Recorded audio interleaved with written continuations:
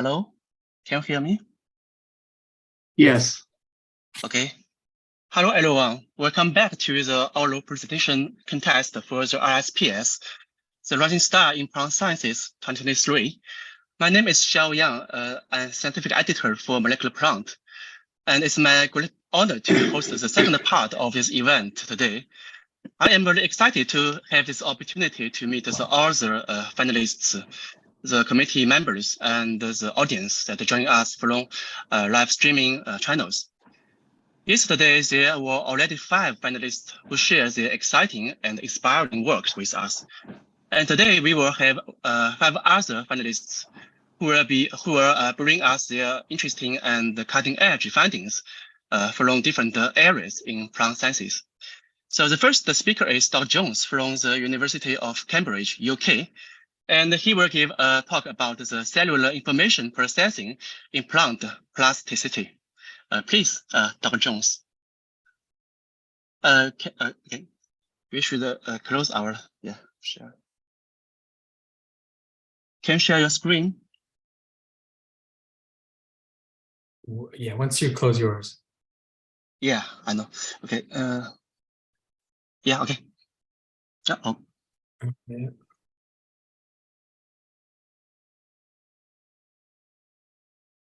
Hello. Still not, I think. Yeah, I found it. Yeah.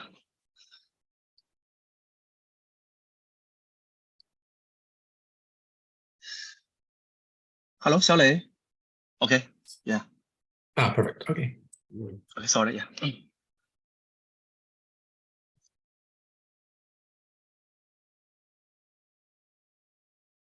Okay. It is my great pleasure and also great honor to be kicking off this second session of this wonderful symposium organized by Molecular Plant. And yeah, I'll tell you about, I'd like to tell you about our work on cellular information processing and plant plasticity. I've always thought it's extremely fascinating, how plants can appropriately respond to dynamic environments, particularly without the use of a centralized information processing system. And I would like to argue that one of the main ways in which they do this is through the use of dynamic phytohormones. And so I've always been interested in hormones. In my undergraduate, I worked on auxin. My PhD, I worked on salicylic acid. And today I'll tell you about our more recent work with information processing via abscisic acid and gibberellin hormones. So what do I mean by information processing? I mean that the accumulation and the distribution of gibberellins, for example, is the result of a series of enzymatic and transport steps. So any given cell in a Arabidopsis can have many different steps for biosynthesis, and some of these steps are even encoded by multiple isozymes, and then catabolic steps, conjugation steps sometimes, and because they're mobile small molecules, transport steps. So all of these are important ways in which the organism can regulate a hormone. And what that means is that there's many points of regulation in which the environment and development can integrate. So endogenous environmental cues can integrate into cellular hormone dynamics to then enact downstream functions. And all of this complexity is complemented on the other side. So downstream signaling is very diverse for hormones. So they regulate many different pathways and important ones as well. So you can add gibberellin compound to grapes, for example, and get bigger and juicier grapes.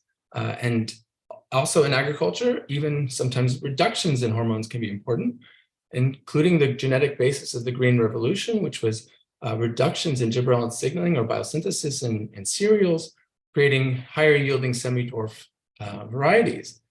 But of course, you can imagine if a hormone is regulating so many different processes that you would get off-target effects. And indeed, the Green Revolution varieties are thought to have less nitrogen use efficiency, for example. So breeders are trying to breed in better fixes on that side effect of manipulating GA levels with sort of a broad manipulation of GA levels. So that indicates to me that we should really try and understand these things in a finer level. In particular, even though the decision-making for a hormone to whether to accumulate or to respond to a given hormone is largely cellular, because other parts of the plant are also making and potentially sending hormone signals that or catabolizing them, that a cell can also be integrating systemic information by processing with hormone accumulations and distributions. All this is to say that we should probably, I would argue that to understand information flow through hormones, we really need cellular resolution over time. So we need to understand the cellular hormodynamics of cells in a tissue in a living organism, or even across the whole organism.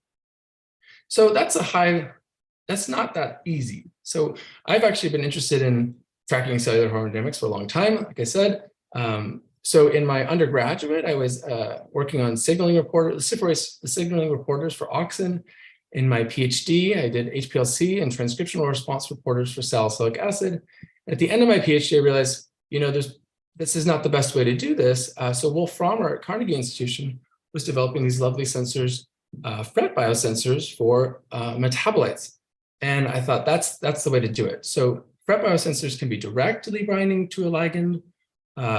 They can be ratiometric so that they are, which is really great for quantification. They're genetically encoded, which means you can target them to many cells and also different organisms.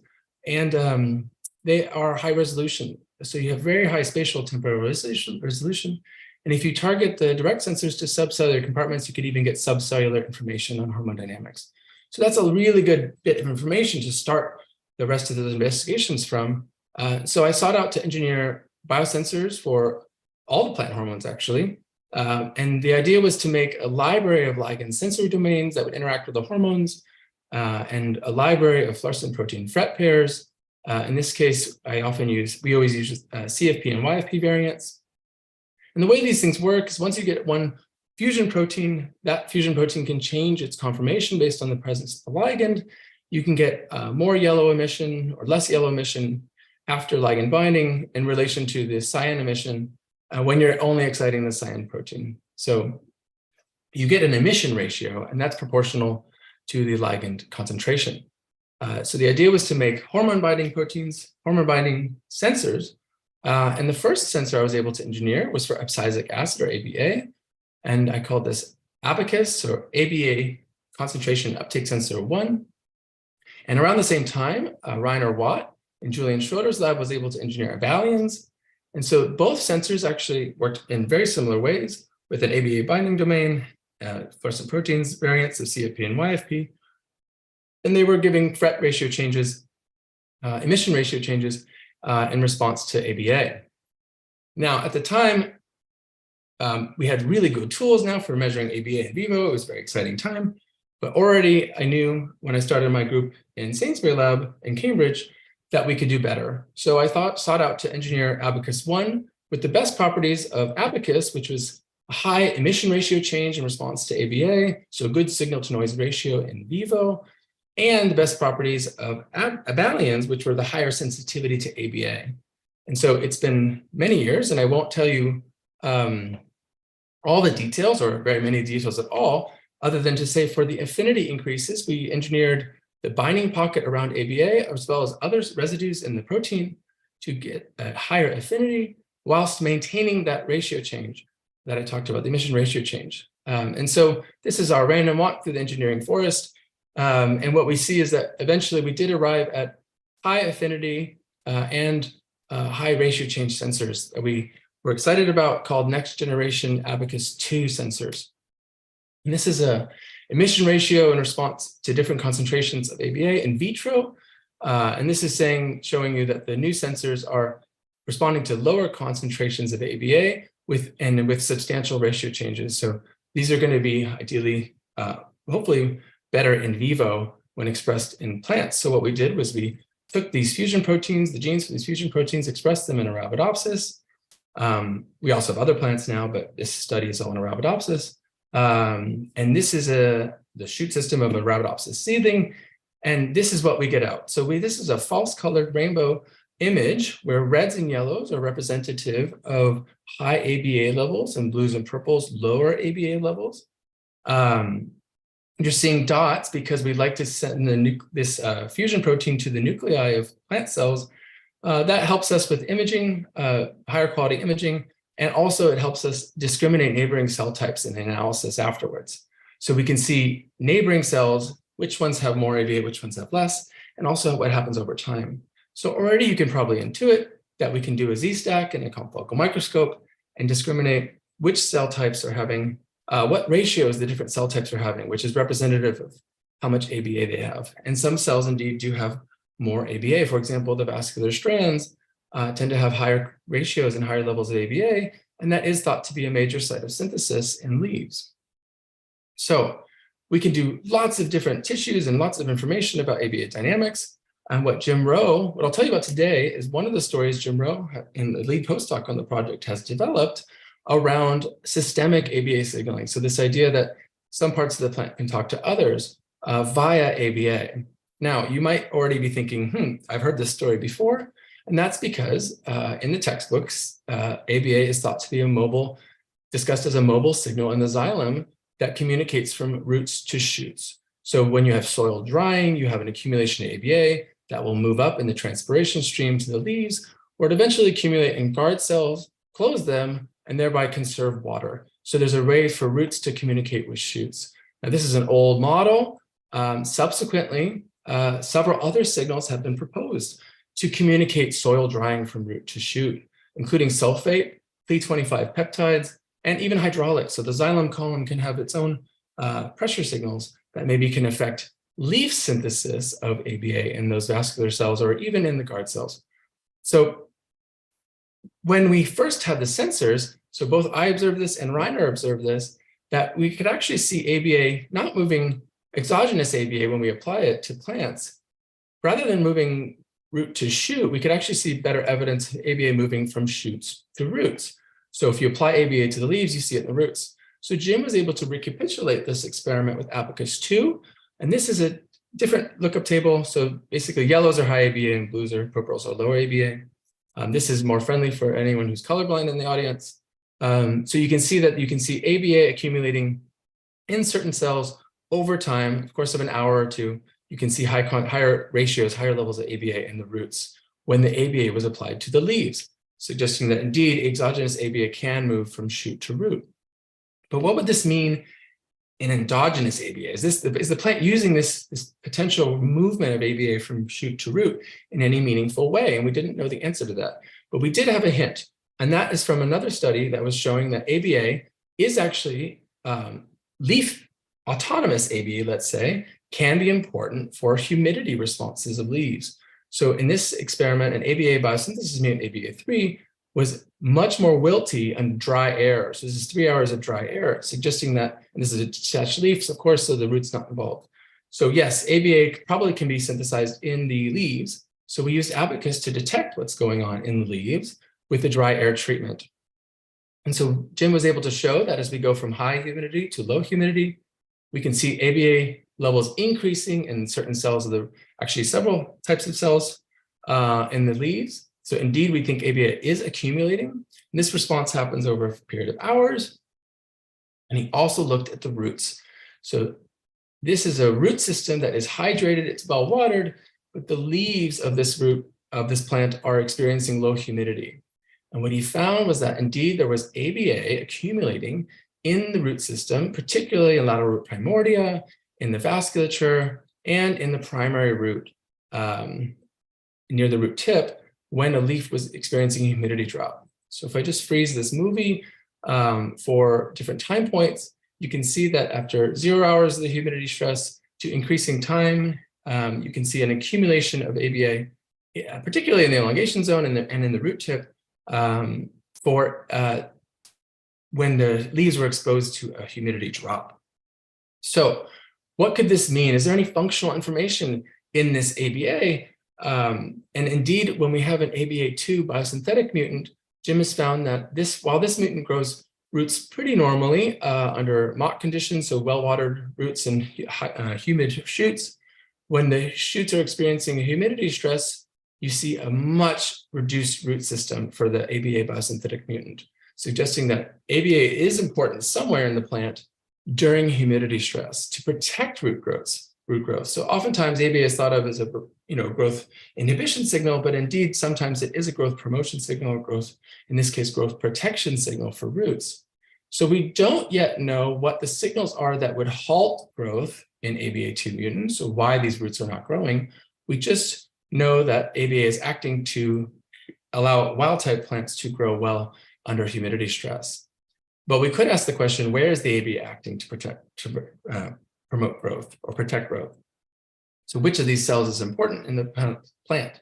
So what Jim decided to do was take a signaling mutant, SNRT22, SNRT23 double mutant, and complement it with a specific promoter. So this mutant is indeed sensitive to humidity stress in the leaves. The roots are growing slowly. And the complementation line in the root tips, this RCH1 promoter drives expression of root tips, behaves very nicely, grows very normally. So indeed, the root tip accumulation of root tip ABA signaling is good to complement the phenotype. So we do need ABA signaling in the root tip. Interestingly, this is the site of phloem unloading in the root tip, and it's the site of ABA increase, suggesting that maybe there's a phloem mobile ABA signal, as we have observed for exogenous ABA. And indeed, when we induce catabolism by overexpressing a catabolic enzyme, CYP77A3, in the phloem under the control of a SUC2 promoter, we do see hypersensitivity to humidity stress in the leaves and roots. So roots are slower to grow when the leaves are under low humidity in the induction of this catabolic enzyme in the phloem. So we do think indeed phloem is important. So we found that with Abacus2 biosensing, we found a lot of different patterns. This is an entire seedling that we're showing you here. Guard cells, epidermal cells, root cells. This story will come out. The study will come out very soon to be able to examine all the different measurements Jim was able to make. And today I've told you that we are quite interested in this, the idea that endogenous phloem ABA is a root growth signal during leaf humidity drop. And so we think we've identified a function for this ABA that we thought was moving from shoots to roots. So there is a function for ABA in communicating from shoots to roots that we think we can continue exploring in the future. And we think this is, one thing I would like to mention first is that this is for everyone, right? So Abacus2 is a tool. And in fact, Poonam Mehra and Malcolm Bennett's lab has already used Abacus. Her recent science paper studying root branching affected by ABA and auxin dynamics. So really, this is hopefully everyone else can start using Abacus2 and our other hormone biosensing tools for whatever their favorite biological question is. And going back to ours, we think this idea that the leaves are experiencing humidity stress could affect the roots is really important because in the context of irrigation agriculture, where you do have hydrated root systems, but the leaves may be experiencing, or the shoot system may be experiencing very dry air. And this can be a stress sometimes. And we think that maybe we can help plants cope better with the stress by understanding the way ABA can function in this signaling.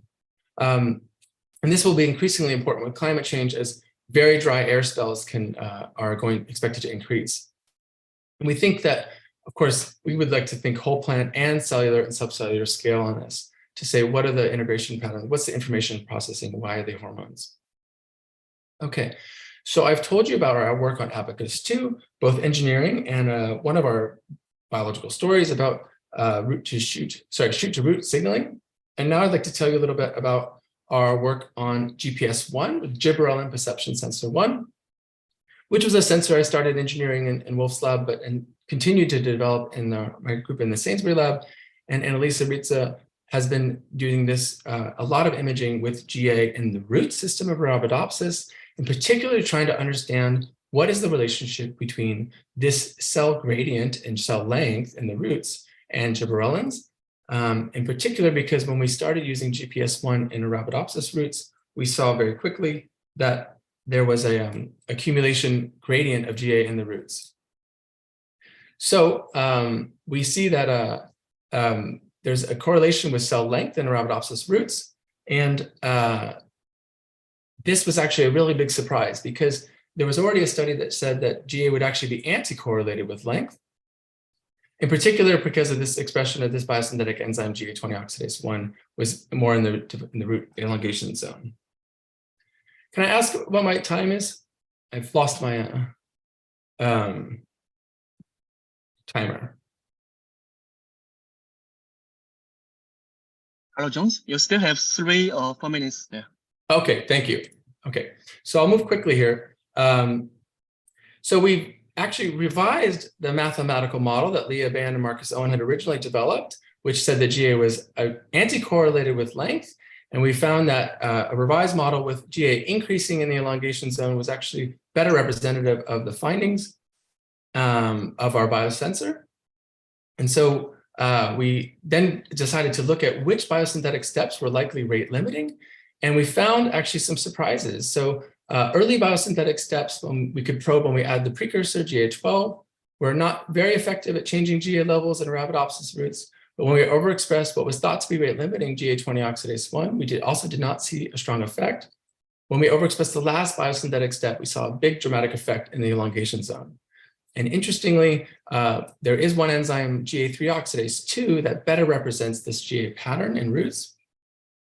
And we think that would be a better candidate for example, integrating environmental information into gibberellin patterns in root growth. So there was still more to the story. One thing we found was that both biosynthetic enzymes, 20 oxidase and 3-os, the last 2 biosynthetic steps are both rate limiting in the root tip. And when we add all 3 together, we can see that there's even more accumulation in the elongation zone, but there's a really interesting depletion still, even though we're providing the immediate precursor in both of the last 2 biosynthetic steps in the elongation zone. And I'm running short on time, but I will tell you that we have found that this particular depletion can be manipulated, and we think it's due to the fact that these enzymes, both 20 oxidase and 3 oxidase, are both 2 oxyglutarate dependent dioxygenases. And they're both using 2 oxyglutarate as a co-substrate. So we think that the concentrations of oxyglutarate are important for gibberellin biosynthesis. This was a pretty big idea for us because oxyglutarate is right at the heart of carbon and nitrogen metabolism in plants. It's present in your body, of course, and regulates 2 oxyglutarate-dependent dioxygenases in humans and very important biosynthetic pathways. Could this be actually a way for primary metabolite to regulate these important enzymes, which had never been shown in vivo? And so Anneliese has been able to show that oxyglutarate does indeed induce GA accumulation in roots, even in the even in the wild type context. So we think it is indeed rate limiting in some contexts for gibberellin biosynthesis. We've been able to show with some control biosensors and some biosynthetic mutants that it's not an artifact of imaging or something else going with the sensor.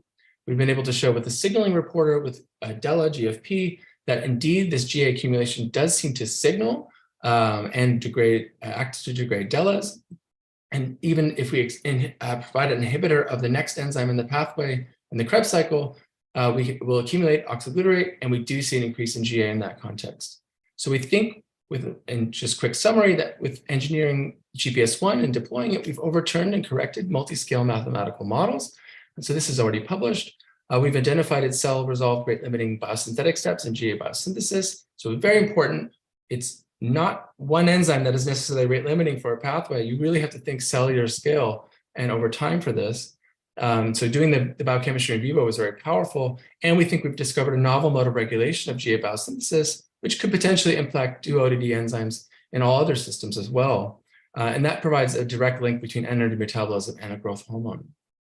So to zip through some big picture stuff, we have GA and other organs, of course, GAPS imaging in other organs and other species. We didn't tell you about our functional information, where we think the GA is important. Part of that is because we're still ongoing studies in this, although we do think that, for example, in Medicago, we know that GA is important to be in some places and absent in others. And we're developing new tools to perturb hormones in vivo. And this has also been published by bioRxiv. So this is our new highlighter tool, or optogenetic gene expression tool for gene control in plants. So we're working on this. This is transient tobacco. We can do cell level manipulation of gene expression with this tool. We have the sensors in other species as well. So hopefully everyone will be able to use these sensors and their favorite species soon. And we are also developing new versions of GPS2. Auxin biosensors, Iago 1 and Iago 2 are ready to go.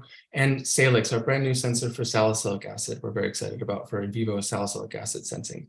So I've told you a little bit about ABA and GA, biology in vivo, and we would like to continue investigating cellular hormone dynamics across a series of environmental changes, particularly future environments that we expect to have with climate change and how they affect physiology and development. And I'd like to, of course, I've already shown the pictures of the group members that were involved, but thank all the past and current group members, our funding sources for the various projects, and of course, all of our collaborators. And I'd also like to thank you for your attention. Okay, thanks, Dr. Jones, for sharing the interesting work on hormone biology and biosensor development. Now let's start the section of Q&A. So any question from the committee members, please?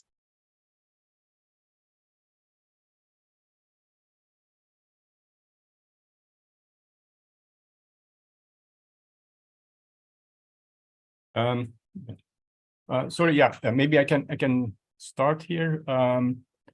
I just was thinking, for instance, for this threat sensors, it's really fantastic. It's really a very interesting tool, and it's going to change how we look to plants and how plants are reacting on environmental conditions. It's really going to be a big change.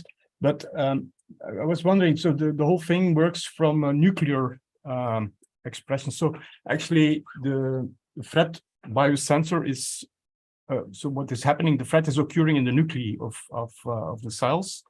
So yes, oh yeah. And you in your stories you presented them as having a tool in hands to study the distribution of these hormones in plant tissue. So are we sure that we don't miss anything if because for instance, just as an example, phloem sieve elements do not have a nucleus. You see, these are the very special cell type in plants that do not have a nucleus. So yeah, so there's no problem with targeting the sensor to the cytosol and the nucleocytosol.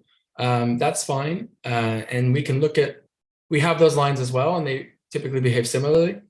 If we were particularly interested in phloem, yes, we would target the sensor in a different way.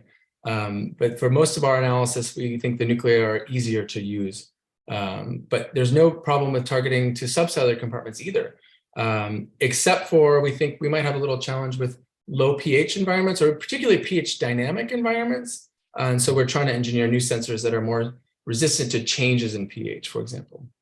But yeah, we have cytosolic versions of the sensors. That's no problem.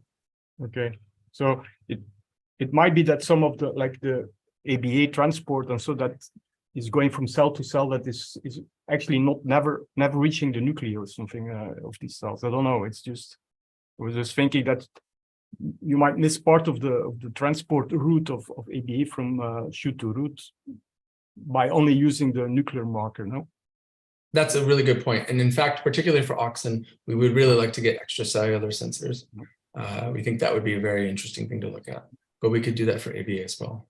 So, and now having mentioned auxin, so I'm just wondering, why do we need another biosensor for auxin? I mean, there must be reasons for that, but I just want to hear them from you. Yes. So we have our affinity is higher, our sensitivity is higher than anything that's out there now for our threat biosensor for auxin, and we think we're better at capturing endogenous signaling or endogenous accumulations of auxin. Okay, I see. Looking forward to it. Thank you. Thank you.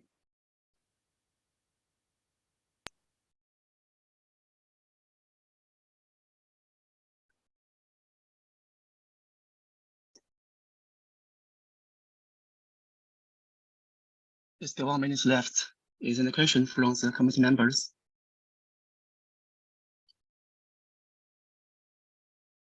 Okay, if there's no question, thanks. I think there's I think there is a question somebody did not unmute, but maybe I throw in mine just following up on Tom's. I'm wondering about this affinity thing, because I think in your optimized ABA sensor, there was written 100 N. So does that mean 100 nanomolar KD? Yes. And I wonder whether a sensor can be too good, because I imagine that at one point you would saturate it very easily if it is having a too high affinity, and then you maybe don't really see the dynamics anymore. And I mean, do we really have an accurate measurement of the average hormone concentrations in a cell?